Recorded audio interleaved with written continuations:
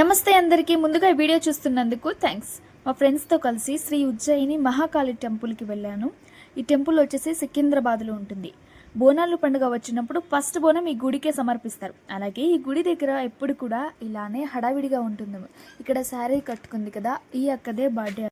కొబ్బరికాయ తీసుకుంటున్నాము. అక్కడ వీకెండ్ కూడా కలిసి వచ్చింది, అందుకనేసి అందరం కూడా కలిసి ఉజ్జయిని టెంపుల్ ఎదురుగా చిన్న శివుని లింగం ఉంది. అది కూడా లోపలికి వెళ్ళి దర్శించుకోవడానికి ఛాన్స్ లేదు, చిన్నగా ఉంది టెంపుల్. అంటే లోపలికి వెళ్ళరేమో. చక్కగా కనిపించే పాలరాతి లింగం, అలాగే సిల్వర్తో కనిపించే నాగదేవత స్వరూపం చూడడానికి సుందరంగా ఉండి ఇంకెక్కువ కోరికలు కోరుకున్నాం. కానీ దాంట్లో ఏదో ఒకటి మాత్రమే తీర్చమని గట్టిగా అందరం కోరుకొని బయటికి వెళ్ళాము. బయటికి వెళ్ళి ఎదురుగా ఉజ్జయిని టెంపుల్ గుడికి వెళ్ళాము. ఆ మహాకాళిని దర్శించుకోవడానికి మేము చాలా వెయిట్ చేసాము. ఫైనల్గా దర్శించుకున్నాము. అలా చూస్తూ ఉంటే ఏమని కోరుకోవాలో కోరిక కూడా ఎందుకంటే కళ్ళు చూస్తుంటే అంత పవర్ఫుల్గా అనిపించింది.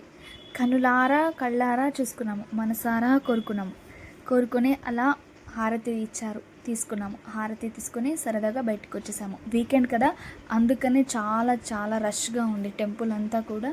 అండ్ చాలా బాగుంది. మేము కాసేపు నేను ఫస్ట్ టైం ఆ టెంపుల్కి విజిట్ చేయడము. అండ్ చాలా బాగా ఉంది, చాలా మంచిగా అనిపించింది.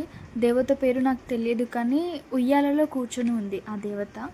అండ్ మేము చాలా అదృష్టంగా ఫీల్ అయ్యాము ఆ టైం, హారతి టైంలో వెళ్ళడం అక్కడికి. అండ్ చక్కగా హారతి